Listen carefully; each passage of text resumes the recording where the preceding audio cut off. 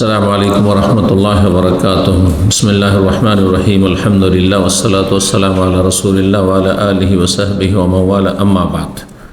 সম্মানিত শ্রোতা দর্শক মণ্ডলী, আল্লাহ রাব্বুল আলামিনের প্রশংসা এবং প্রিয় নবী সাল্লাল্লাহু আলাইহি সাল্লামের উপর সালাতু সালামের পর আজ মঙ্গলবার 8 শাবান 1447 হিজরি মোতাবেক 27 জানুয়ারি 2026 আমাদের ধারাবাহিক প্রশ্নোত্তর পর্ব নম্বর 121।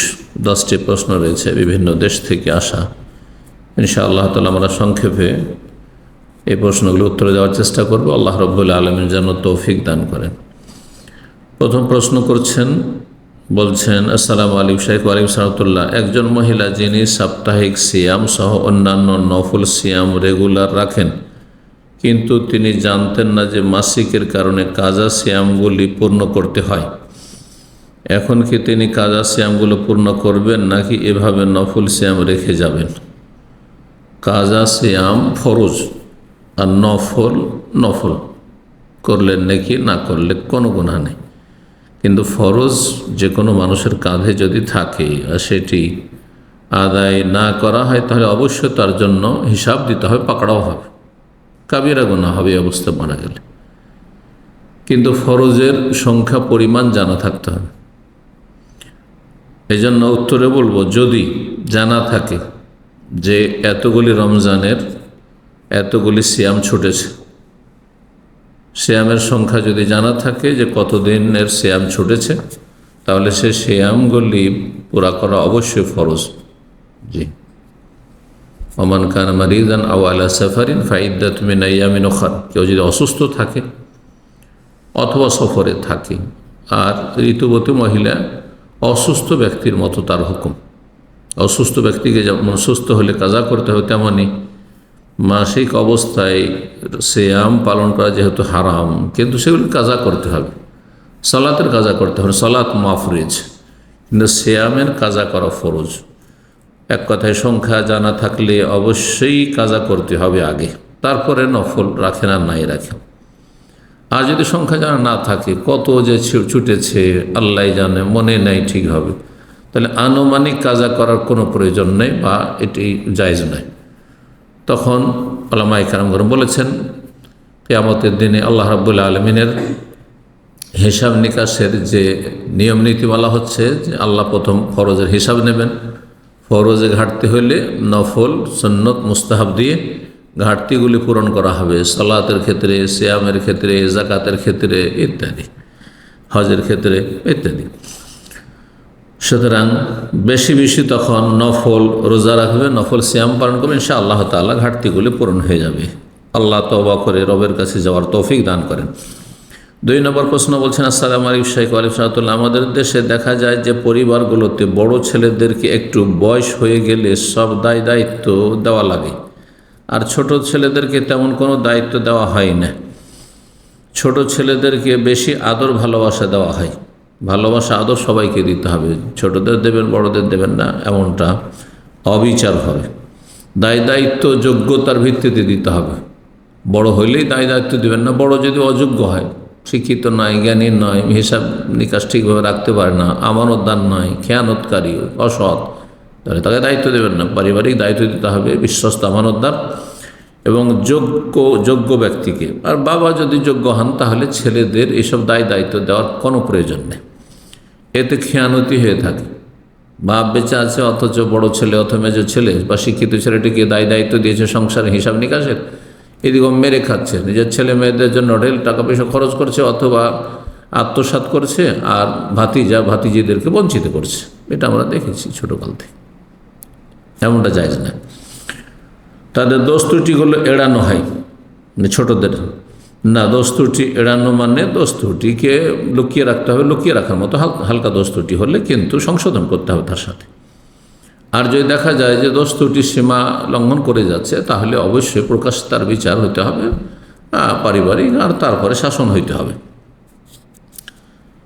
এই বিষয়টা কতটুকু ইসলামিক না ইসলামিক নয়, যেমনটা বললাম যে ইসলামিক পদ্ধতি যেটি সেটি বললাম। জি, দায়িত্ব দেবেন যোগ্য ব্যক্তিকে, বিশ্বস্ত ব্যক্তিকে, আর যে যেই কাজের যোগ্য তাকে সেই কাজ দেবেন, অযোগ্যকে কোনো দায়িত্ব দেবেন না। বাপ বেঁচে থাকতে ভাইকে ছেলেদের কোনো একটি ছেলেকে বা একাধিক ছেলেকে দেওয়ার কোনো প্রয়োজন নেই। জি, আল্লাহ তাআলা আলাম। 3 নম্বর প্রশ্ন বলছেন, আসসালামু আলাইকুম শেখ রাহমাতুল্লাহ, বর্তমান বিশ্বের অবস্থা দিন দিন খারাপ হচ্ছে, বাংলাদেশের অবস্থাও খারাপ। বিশ্বের অবস্থা খারাপ হচ্ছে, বিশ্বের মানুষের অবস্থা খারাপ হচ্ছে। আমাদের দেশে একটা কথা, যুগ জামানা খারাপ। জামানা খারাপ না, এটা জামানাকে গাল দেওয়া গুনহার কাজ। ইউজিনি ইবনু আদম, হাদিসে কুদসি আল্লাহ বলছেন, আদম সন্তান মানুষরা আমাকে কষ্ট দিয়ে থাকে। ইয়াসুবুদ্দাহার, সময়কালকে যুগ জামানাকে গালমন্দ করে। যুগ জামানা খারাপ, হ্যাঁ রাত করবি না বেশি, বাপ মায়েরা বলে। বাইরে এদিক ওদিক ঘোরাঘুরি করবি না, সময়কাল খারাপ। না সময়কাল খারাপ না, সময়ের মানুষ খারাপ। তো বিশ্বের দিন দিন অবস্থা খারাপ, বিশ্বের মানুষের দিন দিন অবস্থা খারাপ হচ্ছে, মানুষ অমানুষ হয়ে যাচ্ছে। বাংলাদেশের অবস্থাও খারাপ। জি, বাংলাদেশের অবস্থা, বাংলাদেশের মানুষের অবস্থা খারাপ, আখলাক চরিত্র খারাপ। জি, নৈতিকতা নেই, আমানত নেই, সততা নেই, আল্লাহ ভীরুতা নেই অধিকাংশ মানুষের। তৌহিদ নেই, সুন্নাহ নেই। জি, রাজনৈতিকভাবে অবস্থা ভালো না, এমন অবস্থায় কি আমাদেরকে মক্কা ও মদিনা অথবা ভালো কোনো জায়গায় হিজরত করা উচিত? যদি হিজরতের সুযোগ থাকে তাহলে ভালো জায়গায় চলে আসবেন। হিজরত স্থায়ীভাবে করতে পারলে সবচেয়ে ভালো। আর আজকাল যেহেতু স্থায়ীভাবে হিজরতের রাস্তা খুবই সংকুচিত, হ্যাঁ মুসলিম দেশগুলিতে, যার ফলে আপনাকে অবস্থা বুঝে ব্যবস্থা নিতে হবে। একই দেশে হিজরত হতে পারে, হিজরত সম্পর্কে আমার বিভিন্ন আলোচনায় এই কথাগুলি বলেছি। আপনি দেশের বাইরে যেতে পারছেন না, অন্য দেশে যেতে পারছেন না। অন্য দেশে গেলে সেগুলো কাফের দেশ। কাফের দেশে মানুষ পেটের জন্য, দুনিয়ার জন্য যাচ্ছে, দিনকে বিক্রি করে দিচ্ছে, হ্যাঁ জাহান্নাম খরিদ করছে, জান্নাতকে বিক্রি করে দিচ্ছে। এরকম হিজরত জায়েজ নয়। মুসলিম দেশ থেকে হিজরত করবেন মন্দ জায়গা থেকে তার চাইতে ভালো জায়গায়। যত বেশি ভালো জায়গা পাবেন তত বেশি ভালো। একই দেশের মধ্যে এক গ্রাম থেকে আরেক গ্রাম হিজরত করা, এক ডিস্ট্রিক্ট থেকে আরেক ডিস্ট্রিক্ট হিজরত করা, বেদাতি এলাকা থেকে কোরআন সুন্নাহর অনুসারীদের এলাকায় হিজরত করা, ভালো মানুষদের সাথে বসবাস করা, খারাপ মানুষদের সংসর্গ এবং তাদের পরিবেশ পরিহার করা ইত্যাদি, এগুলো শরীয়তে বাঞ্ছনীয়, অবশ্যই সওয়াবের কাজ। এবং এই হিজরত কিয়ামত পর্যন্ত বহাল থাকবে। লা তানকাতিউল হিজরা, হিজরত অতদিন পর্যন্ত বন্ধ হবে না, মা কুতিল আদু, যতদিন পর্যন্ত সংঘর্ষ চলতে থাকবে শত্রুর সাথে। দিন শত্রু, মানুষ শত্রু, মানুষ শত্রু যতক্ষণ থাকবে, আল্লাহর শত্রু, আল্লাহর দিনের শত্রু অসৎ লোকেরা থাকবে, ততদিন পর্যন্ত হিজরত কায়েম থাকবে। জি, 4 নম্বর প্রশ্ন বলছেন, আসসালামু আলাইকুম শেখ। ওয়ালাইকুম আসসালাম রহমতুল্লাহ, বাবা ও জ্যাঠা আমার রোজগারের ব্যাপারে গীবত করে, তাহলে কি তারা গুনাহগার হবে? হ্যাঁ, গীবত ব্যক্তি জীবনে দোস্তুটি চর্চা কি যে কেউ করুক না কেন, বাবা করুক মা করুক, গুনাহগার হবে। আল্লাহ সংশোধনের আমাদের তৌফিক দান করেন। এতে কোনো লাভ নেই, এতে আরও বিদ্বেষ তৈরি হবে। আমি রোজগারের জন্য ব্যবসা করতেছি কিন্তু লাভ হচ্ছে না, আল্লাহর ফয়সালা, অথবা আপনার আমলে ত্রুটি থাকতে পারে, তাই তারা গীবত করে আমার কানে হঠাৎ হঠাৎ আসে, খুবই কষ্ট পায়। তাদের বলি যা বলার আমাকে বলেন, কিন্তু বলেন না। আমার পিঠ পিছে করে অনেক দিন করলে একদিন জানতে পাই। দয়া করে আমার ও আমার পরিবারের জন্য দোয়া করবেন। আল্লাহ হিদায়াত দান করে সকলকে। এবং আপনার মধ্যে ভুল ত্রুটি যদি থাকে সে ভুল ত্রুটি সংশোধন করুন। অনেক সময় রুজির বেবরকতি চলে আসে, মানুষের জীবনে বরকত হয় না বিভিন্ন পাপের কারণে। পাপ করছেন, সেটা গুনহায় লিপ্ত হয়ে, আর না হলে ফরজ অজেবে গাফিলতি করে 5 ওয়াক্ত সালাত পড়েন না, মনে করছেন যে আমি তো খুব ভালো মানুষ, সততা আছে, কারো বেমানি করে না, কারো একটা পয়সা মেরে খায় না, কিন্তু আপনি বেনামাজি, তারপরে জীবনে কিসের বরকত হবে? কোরআনে কারীম আপনি ছুঁয়ে দেখেন না, অথচ কোরআনে কারীম পড়তে পারবেন আপনি, পড়তে পারবেন না তো শিখবেন না, শেখার চেষ্টা নেই। আপনি মোবাইলকে দিনে 4-10 ঘন্টা সময় দিচ্ছেন, কিন্তু কোরআনকে আপনি আধা ঘন্টা সময় দিচ্ছেন না, আপনি কী করে বরকত হবে? আপনার বাড়িতে কোনো কোরআন তেলাওয়াত হয় না, আপনার বাড়িতে দিনই আলোচনা শোনা হয় না, দিনই পরিবেশ নেই, তাহলে কী করে বরকত হবে? ব্যবসা বাণিজ্য। জি, হারাম পয়সা বা লোনের ওপর টাকা নিয়ে, সুদি ব্যাংক থেকে টাকা পয়সা নিয়ে, লোন নিয়ে মানুষ কাছে ধার কর্জা করে আর তারপরে ব্যবসা দাঁড় করেছেন, কী করে বরকত হবে? সবসময় তো দুশ্চিন্তা লেগে আছে, ঋণের বোঝা। জি, তো তো বরকতহীনতার কারণ সম্পর্কে আমার কিন্তু একটি আলোচনা আছে, গুরুত্বপূর্ণ আলোচনা। বরকত কেন হয় না এর কারণ আছে, আর বরকত হবে কিভাবে এর উপায়, বরকতের উপায়, এর উপর আলোচনা আছে। আশা করি সেগুলি শুনে আমল করার চেষ্টা করবেন। ভালো মানুষদের জীবনে অবশ্য বরকত হয়, যে যত বেশি ভালো হতে পারবে, ভালো কাজ করতে, তার জীবনে তত বেশি বরকত আসবে। আর বরকত শুধু পয়সার বরকত নয়, পয়সার চাইতে অনেক মূল্যবান স্বাস্থ্য, পয়সার চাইতে অনেক মূল্যবান হচ্ছে নিরাপত্তা। হ্যাঁ, পয়সার চাইতে আর দুনিয়ার সমস্ত কিছু সবচেয়ে মূল্যবান হচ্ছে ঈমান, ইসলাম, তাওহীদ, সুন্নাহ, হেদায়েত, জান্নাতের পথ। জি, একজন সবচেয়ে দুনিয়ার দুঃখী মানুষ যদি ঈমান নিয়ে আল্লাহর কাছে হাজির হইতে পারে, তাহলে সে জান্নাতি। দুনিয়ার সবচেয়ে বড় সুখী, সবচেয়ে বড় বিলাসী, ভোগবিলাসী, তার কোনো অভাব নেই, শুধু কি আছে, তার দিন নাই, ঈমান নাই, হেদায়েত নেই, জাহান্নামের পথের পথিক সে, নিঃসন্দেহে সে জাহান্নামে যাবে। এবং দুনিয়ার কোনো সুখ শান্তি তার স্মরণে থাকবে না।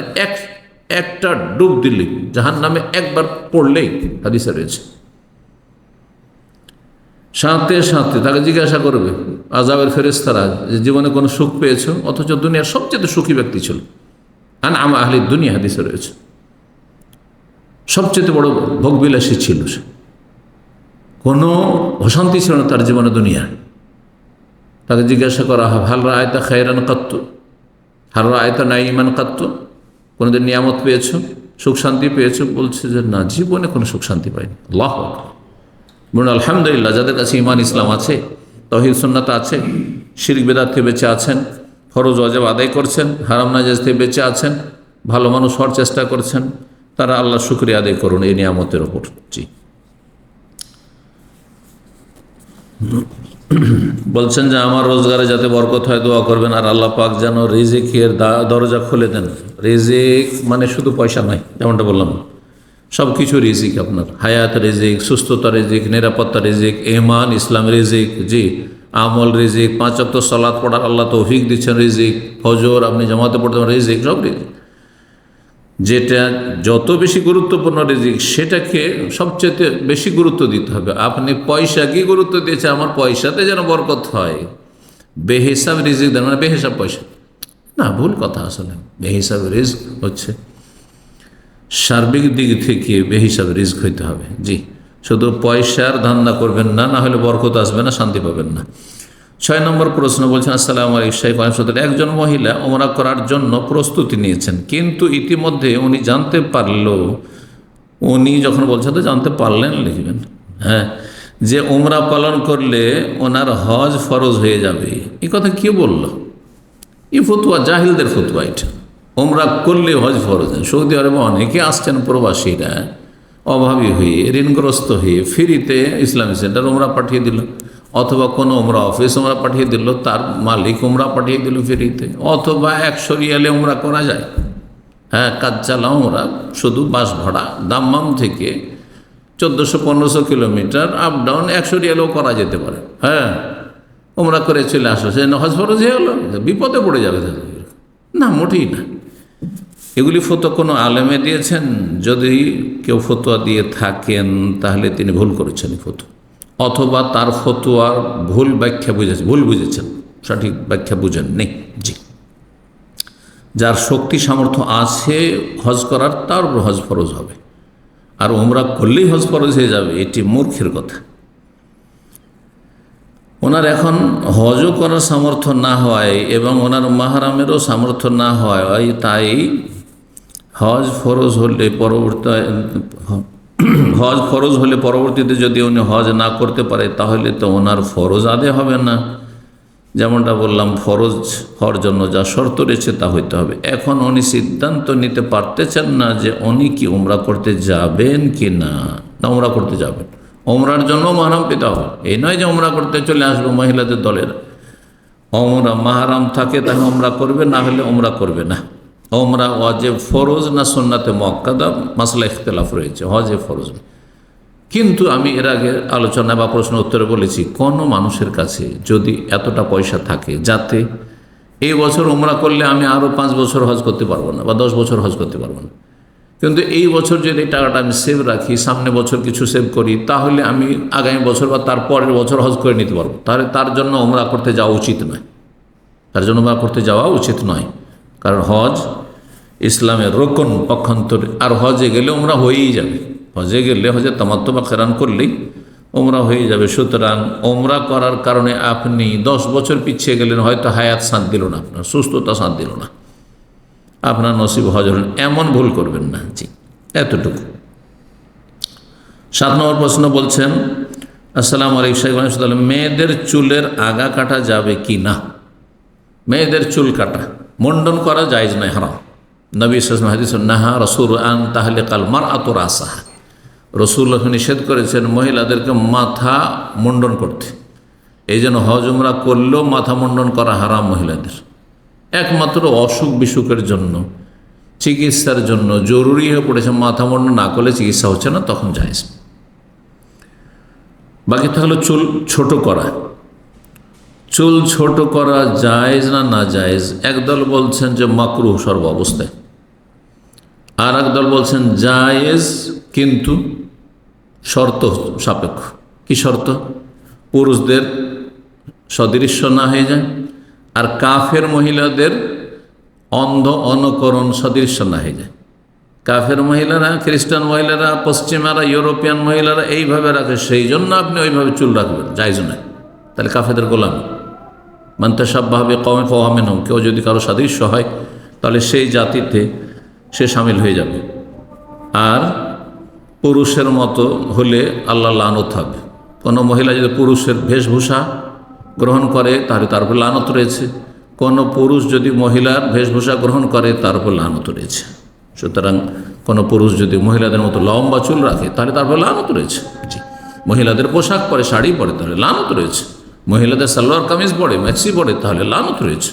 ওই রকম কেউ যদি জুব্বা পরে কোনো মহিলা, বা আপনার এমন শার্ট প্যান্ট, যেসব শার্ট প্যান্ট মহিলাদের সাধারণত নয়, পুরুষ দেখলে মনে হবে যে পুরুষ, তাহলে তাদের লানত রয়েছে। ওই রকমই চুল কাটার কারণে যদি পুরুষদের মতো দেখে মনে হয় তাহলে লানত রয়েছে, হারাম।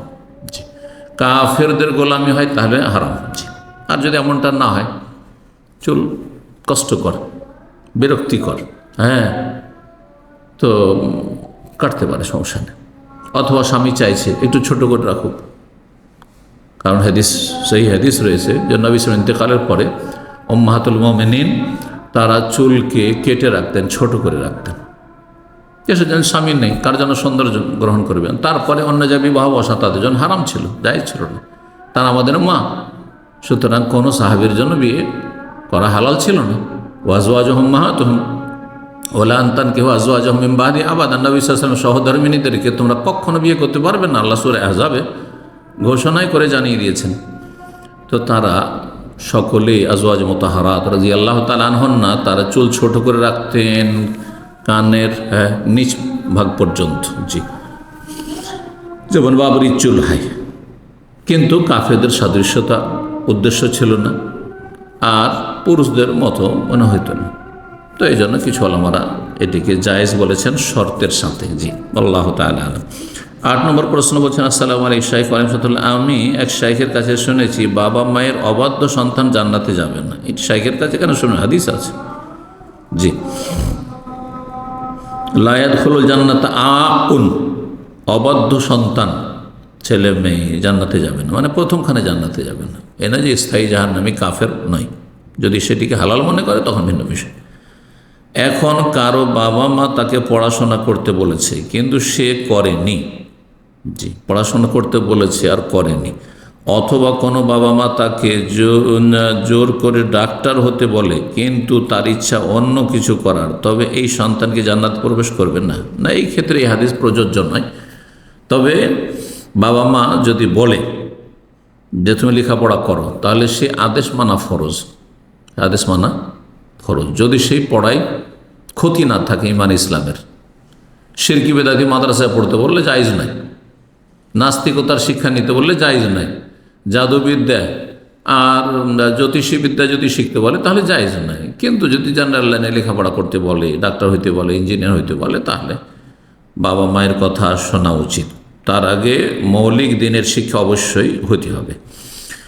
কিন্তু এর কারণে জাহান্নামে চলে যাবে, জান্নাত পাবে না, এই হাদিস এই ক্ষেত্রে প্রযোজ্য নয়। যথাসাধ্য বুঝিয়ে নেবেন। যুবকদেরকে বলবো বা যুবতীদেরকে বলবো, মেয়েদেরকে বলবো, কলেজে পড়াতে চায় বাবা মা, এটা না জায়েজ কাজ, হ্যাঁ তখন শুনবেন না তাদের কথা। মেয়েদের ক্ষেত্রে কিন্তু ছেলেদের ক্ষেত্রে লেখাপড়া করতে হবে, সহশিক্ষা ছাড়া কোনো উপায় নেই, পড়তে হবে। এজন্য বলি যে ছেলেদের জন্য এই ক্ষেত্রে যতটা জায়েজ আছে মেয়েদের ক্ষেত্রে জায়েজ নেই। মানে মেয়েদের জন্য লেখাপড়া করে জরুরি নেই কলেজ ইউনিভার্সিটিতে, কোনো প্রয়োজন নেই।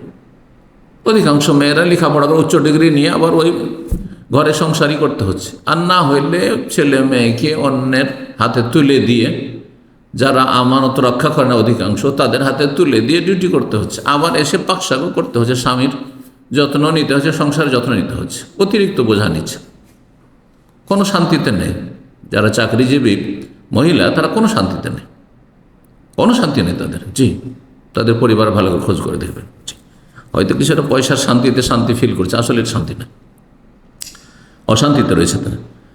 তো বলছিলাম যে বাবা মার কথা যদি না শোনেন পড়াশোনার ক্ষেত্রে, তাহলে মানিয়ে নিতে হবে। বুঝিয়ে নেন যে আমি আসলে ডাক্তারি পড়তে চাই না, আমি আসলে ইঞ্জিনিয়ার হতে চাই না, আমি দৈনিক সাবজেক্ট পড়ে আমি ভালো আলেম হব, অথবা আমি সায়েন্স পড়ব, অথবা আমি আর কিছু পড়বো, ইংলিশ পড়বো আমি, ইত্যাদি বলতে পারেন, বুঝিয়ে নেবেন। 9 নম্বর প্রশ্ন।